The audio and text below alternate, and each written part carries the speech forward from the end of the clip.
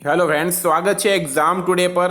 મિત્રો લઈને આવ્યા છે કેન્દ્રીય બજેટ 2023-24નો ખૂબ ઇમ્પોર્ટન્ટ વિડીયો. આવનારી તમામ એક્ઝામ તલાટી, જુનિયર ક્લર્ક, ટેટ ટાટ, વનરક્ષક, જીપીએસસી, પોલીસ કોન્સ્ટેબલ બધા માટે એક વર્ષ માટે ખૂબ ઇમ્પોર્ટન્ટ વિડીયો રહેશે. મિત્રો કેન્દ્રીય બજેટની પૂરી માહિતી તમને આ વિડીયોમાં મળી જશે, તો છેલ્લે સુધી વિડીયો સાથે બની રહેજો. ખૂબ ઇમ્પોર્ટન્ટ રહેશે. તો મિત્રો ટોપિક પર આવીએ. કેન્દ્રીય બજેટ 2023-24ની વાત કરીએ. પહેલું છે બજેટ. સમજીએ બજેટ છે શું, બરાબર. તો મિત્રો બજેટની વાત કરીએ તો બજેટ એ આવનારા નાણાકીય વર્ષ માટે ભારતની જે કેન્દ્રની સરકાર છે એનો પૂરો લેખાજોખા હોય છે, બરાબર. કઈ જગ્યાએ કેટલા પૈસા ઇન્વેસ્ટ કરવામાં આવશે, કઈ જગ્યાએથી કેટલા પૈસા કાઢવામાં આવશે, જેટલી પણ સરકારી યોજનાઓ ચાલે છે એ બધા પર અલગ અલગ ફંડ્સ આપવામાં આવે છે, બરાબર. તો મિત્રો વાત કરીએ કેન્દ્રીય બજેટ સંસદમાં કોણ રજૂ કરે, તો વાત થઈ છે કેન્દ્રીય બજેટ સંસદમાં રજૂ કોણ કરે, તો મિત્રો ભારતના નાણામંત્રી કેન્દ્રીય બજેટ સંસદમાં રજૂ કરતા હોય છે. જે ભારતની સરકાર હોય છે એના નાણામંત્રી કેન્દ્રીય બજેટ સંસદમાં રજૂ કરતા હોય છે. વર્ષ 2023-24નો કેન્દ્રીય બજેટ સંસદમાં કોણે રજૂ કર્યો, બરાબર.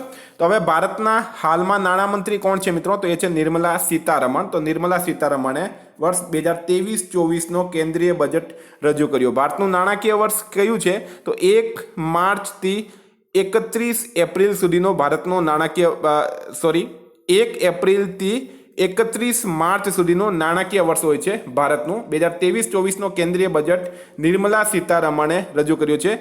ક્યારથી? 1 એપ્રિલથી 31 માર્ચ સુધી નાણાકીય વર્ષ હોય છે, બરાબર. તો નિર્મલા સીતારમણ હાલમાં ભારતના નાણામંત્રી છે, એમણે કેન્દ્રીય બજેટ સંસદમાં રજૂ કર્યું.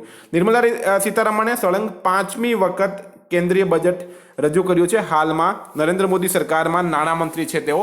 મોદી સરકારનો આ 11મો બજેટ છે, બરાબર. વર્ષ 2014માં નરેન્દ્ર મોદીની સરકાર બની હતી. 11મો બજેટ રજૂ કરાયો છે નરેન્દ્ર મોદી સરકાર દ્વારા. કેન્દ્રીય બજેટ રજૂ કરવાવાળી પહેલી મહિલા પૂર્ણકાલીન નાણામંત્રી કોણ બની?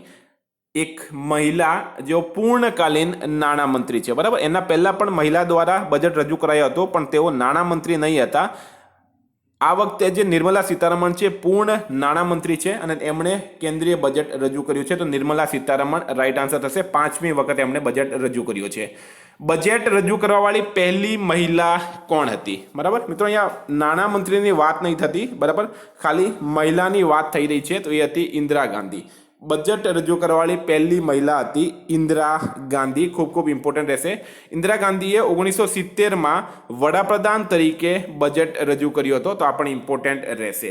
વિદ્યાર્થી મિત્રો ખાસ કરીને જુનિયર ક્લર્ક, તલાટી, વનરક્ષક, ટેટ ટાટ, જીપીએસસી, પોલીસ માટે એક્ઝામ ટુડેનું લેટેસ્ટ એક વર્ષનું કરંટ અફેર્સ, એમાં તમને national games, Commonwealth games, T20 world cup, FIFA world cup, election 2022, budget 2023-24, ICC awards, sports GK, awards GK, બદલાયેલા નામ, ભારત ગુજરાતના વર્તમાન પદાધિકારી, પુસ્તક લેખક, કંપની સીઓ, બ્રાન્ડ એમ્બેસેડર જેવી ટોટલ 35થી વધારે કરંટ અફેર્સની પીડીએફ, 10,000થી વધારે પ્રશ્નો. તો પીડીએફ માટે માત્ર ₹250, 9510411961 પર Google pay, phone pay, Paytm કંઈ પણ કરો, સ્ક્રીનશોટ મોકલી આપો. 2 મિનિટમાં પીડીએફ મળી જશે.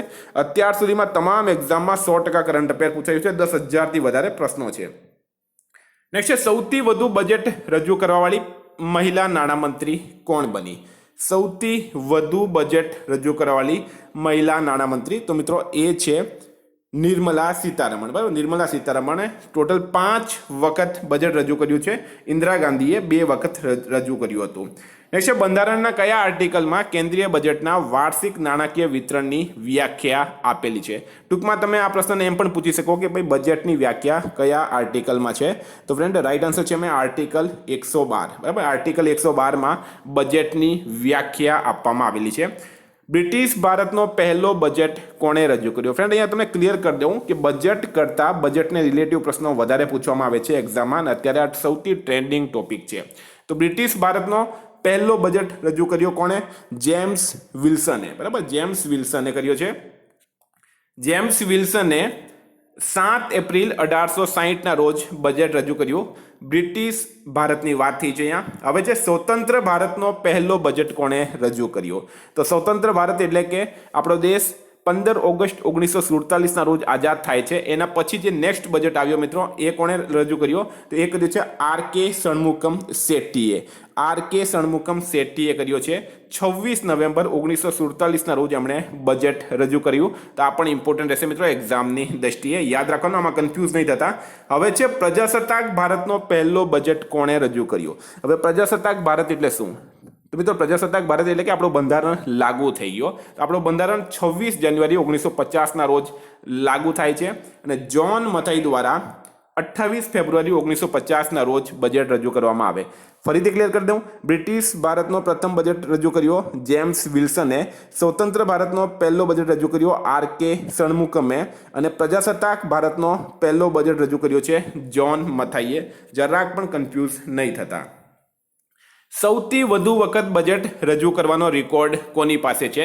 તો ભારતમાં સૌથી વધારે વખત બજેટ કોણે રજૂ કર્યો? તો મિત્રો મોરારજી દેસાઈએ કર્યો છે. લગભગ એમણે 10 વખત ભારતમાં બજેટ રજૂ કર્યું. અને સેકન્ડ નંબર પર કોણ છે મિત્રો? તો કોંગ્રેસના નાણામંત્રી હતા પી ચિદમ્બરમ, એ સેકન્ડ નંબર પર છે. મોરારજી દેસાઈએ સૌથી વધુ રેકોર્ડ 10 વખત કર્યો છે.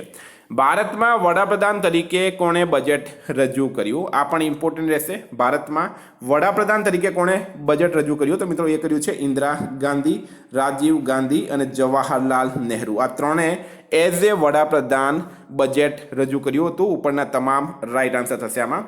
સૌ પ્રથમ સંસદમાં ક્યારે પેપરલેસ બજેટ રજૂ કરાયું? તો મિત્રો હાલમાં જે બજેટ રજૂ કરવામાં આવી રહ્યું છે એ પેપરલેસ બજેટ રજૂ કરાય છે. પેપરની જે માંગ છે એ ઓછી કરવામાં આવી, બરાબર. આના લીધે જે પ્રદૂષણ થતું હોય છે એ પણ ઘટાડવામાં આવે એવો સંદેશ આપવામાં આવ્યો અને એના પાસે જે ખર્ચ થાય છે મિત્રો એ પણ ઓછો કરવામાં આવ્યો છે. તો સૌ પ્રથમ સંસદમાં પેપરલેસ બજેટ રજૂ કરાયો 2021માં. ક્યારે? 2021માં સૌ પ્રથમ કરાયું. એના પછી વર્ષ 2022માં અને વર્ષ 2023માં. એટલે કે સળંગ અત્યારે 3 વર્ષથી સંસદમાં પેપરલેસ બજેટ રજૂ કરવામાં આવે છે. બજેટ શબ્દનો અર્થ શું થાય? આ પ્રશ્ન એક્ઝામમાં પૂછાઈ ગયું છે. બજેટ શબ્દનો અર્થ થાય છે મિત્રો ચામડાનો થેલો. ખૂબ ખૂબ ઇમ્પોર્ટન્ટ રહેશે. આ પ્રશ્ન જીપીએસસીની એક્ઝામમાં પૂછાઈ ગયેલું છે. બજેટ શબ્દનો અર્થ થાય છે ચામડાનો થેલો.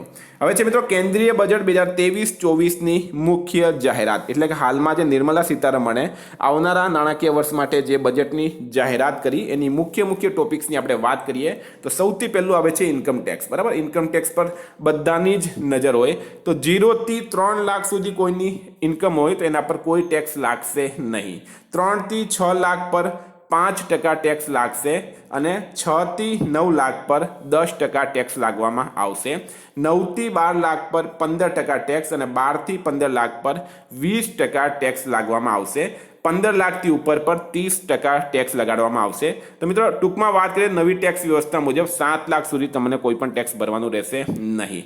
હવે છે મિત્રો બજેટની ભાષણની શરૂઆતમાં નાણામંત્રીએ કહ્યું કે આ અમૃતકાળનો પહેલો બજેટ છે.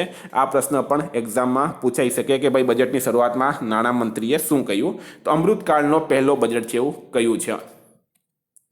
હવે છે મિત્રો 740 એકલવ્ય મોડલ સ્કૂલની સ્થાપના કરવામાં આવશે, બરાબર. 740 એકલવ્ય મોડલ સ્કૂલની સ્થાપના કરવામાં આવશે. 3 વર્ષમાં સ્કૂલની સ્થાપના થશે. 38,800 શિક્ષકોની ભરતી કરવામાં આવશે. 3.5 લાખ આદિવાસી વિદ્યાર્થીઓને આનો ફાયદો થશે. 157 નર્સિંગ કોલેજની સ્થાપના કરાશે, બરાબર. નેશનલ ચાઇલ્ડ લાઇબ્રેરીની શરૂઆત કરવામાં આવશે. વિદ્યાર્થીઓને એમાં ભૌગોલિક માહિતી આપવામાં આવશે. જે પાન કાર્ડ હોય છે મિત્રો એ પાન કાર્ડ હવે ઓળખાણ પત્રની માન્યતા મળી ગઈ છે. એટલે કે તમે કોઈ પણ જગ્યાએ જાઓ જ્યાં તમારો એક આઈડી કાર્ડ માંગવામાં આવે. પહેલાં આધાર કાર્ડ, ઇલેક્શન કાર્ડ ચાલતો હતું, એવી રીતના તમે હવે પાન કાર્ડ પણ એમાં આપી શકો. તો આ એક વધારે મહત્વની શરૂઆત કરવામાં આવી છે ભારત સરકાર દ્વારા. કૃષિ ઋણ લક્ષ્યને વધારીને 20 લાખ કરોડ રૂપિયા કરવામાં આવ્યો, જેમાં પશુપાલન, માછલી અને ડેરી ઉદ્યોગ પર ધ્યાન અપાશે. જે કૃષિ ઋણ છે, ખેતીનું જે ઋણ છે મિત્રો, એને વધારીને 20 લાખ કરોડ કરવામાં આવ્યો છે. એ પણ યાદ રાખો. પીએમ આવાસ યોજનાને 66% એટલે કે 79,000 કરોડ રૂપિયા સુધી વધારવામાં આવી છે. પ્રધાનમંત્રી આવાસ યોજના અંતર્ગત જે ગરીબોના ઘર બને છે એમાં વધારો કરવામાં આવ્યો છે. વિશેષ રૂપથી જનજાતીય સમૂહની સામાજિક આર્થિક સ્થિતિ સુધારવા PMPBTG વિકાસ મિશન શરૂ કરવામાં આવશે. મિત્રો પહેલાં રેલવે બજેટ અલગ હતું અને કેન્દ્રીય બજેટ અલગ હતું. એના પછી નરેન્દ્ર મોદી સરકારે રેલવે બજેટ અને કેન્દ્રીય બજેટને જોઈન્ટ કર્યો છે અને રેલવે માટે આ વખતે 2.40 લાખ કરોડ રૂપિયા આપવામાં આવ્યા છે. 2.40 લાખ કરોડ રૂપિયા રેલવેને આપવામાં આવ્યા છે. રેલવેનું અલગ બજેટ છે આ 2.40 લાખ કરોડનું. હવે છે મિત્રો પ્રાકૃતિક ખેતી પર જોર અપાશે. બરાબર, પ્રાકૃતિક ખેતી પર જોર અપાશે. આગલા 3 વર્ષમાં 1 કરોડ ખેડૂતોને મદદ અપાશે. ઉર્જા સુરક્ષા ક્ષેત્રમાં 35,000 કરોડ રૂપિયાનો નિવેશ કરાશે. નવીનીકરણ ઉર્જા ક્ષેત્રમાં 20,700 કરોડ રૂપિયાનો નિવેશ કરવામાં આવશે. સરકાર પ્રધાનમંત્રી કૌશલ વિકાસ યોજના 4.0 લોન્ચ કરશે. એમાં 30 સ્કિલ ઇન્ડિયા ઇન્ટરનેશનલ સેન્ટર ખોલવામાં આવશે. નેશનલ હાઇડ્રોજન મિશનનો એલાન કરવામાં આવ્યું છે સરકાર દ્વારા. નેશનલ હાઇડ્રોજન મિશન માટે નાણામંત્રીએ 19,700 કરોડ રૂપિયા આપ્યા. એનો ટાર્ગેટ 2030 સુધી 5 મેટ્રિક મિલિયન ટન ઉર્જા આપવાનો રહેશે.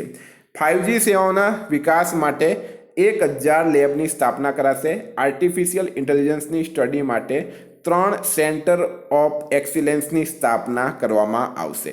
હવે કઈ કઈ વસ્તુ સસ્તી થયેલી છે તો સીમા શુલ્ક 13% ઘટાડવામાં આવ્યું.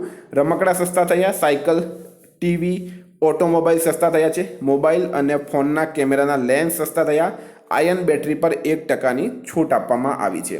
મહિલાઓ માટે નવી બચત યોજનાની જાહેરાત કરવામાં આવી. વર્ષ 2025 સુધી એને ચલાવવામાં આવશે. સિગરેટ અને તંબાકુ પર કસ્ટમ ડ્યુટી વધારવામાં આવી. એટલે કે તંબાકુને રિલેટિવ જે પણ વસ્તુ છે એ બધી મોંઘી થશે. વરિષ્ઠ નાગરિક બચત યોજના. તો મિત્રો વરિષ્ઠ નાગરિક બચત યોજનાની સીમા વધારીને 9 લાખ રૂપિયા કરવામાં આવી. પહેલાં એ 4.5 લાખ હતી. દેશમાં નવા 50 એરપોર્ટ બનશે. ભારતમાં નવા 50 એરપોર્ટ બનશે. નગર નિગમ પોતાના બોન્ડ લાવી શકશે. એ પણ જાહેરાત થઈ છે. પીએમ પ્રણામ યોજના. બરાબર, પીએમ પ્રણામ યોજના એ ખાતર માટેની યોજના છે. ગાયના ખાતરની સ્કીમ માટે 500 પ્લાન્ટની સ્થાપના કરવામાં આવશે. 50 પર્યટન સ્થળોની ઓળખાણ કરી રાજ્યોના પાટનગરમાં યુનિટી મોલ ખોલવામાં આવશે. તો મિત્રો ઉમ્મીદ કરું તમને વિડીયો ગમ્યો હશે. આ કેન્દ્રીય બજેટની જે પણ હાઇલાઇટ્સ હતી એ હું તમને કહી દીધી. બરાબર, વધારે ઇમ્પોર્ટન્ટ બજેટનું જે ઇતિહાસ છે એમાંથી ઘણી વખત પ્રશ્નો પૂછવામાં આવે છે. તો ફ્રેન્ડ પીડીએફ જોઈતી હોય તો એના માટે માત્ર 250 રૂપિયા 9510411961 પર ગૂગલ પે, ફોનપે, પેટીએમ કંઈ પણ કરો, સ્ક્રીનશોટ મોકલી આપો. 2 મિનિટમાં પીડીએફ મળી જશે. 10,000 પ્રશ્નોનું પૂરું 1 વર્ષનું લેટેસ્ટ કરંટ અફેર્સ મળશે. વોટ્સએપ અને ટેલિગ્રામની લિંક ડિસ્ક્રિપ્શન બોક્સમાં આપેલી છે. Thank you. ફરી મળીશું આ વિડીયો સાથે. જય હિન્દ.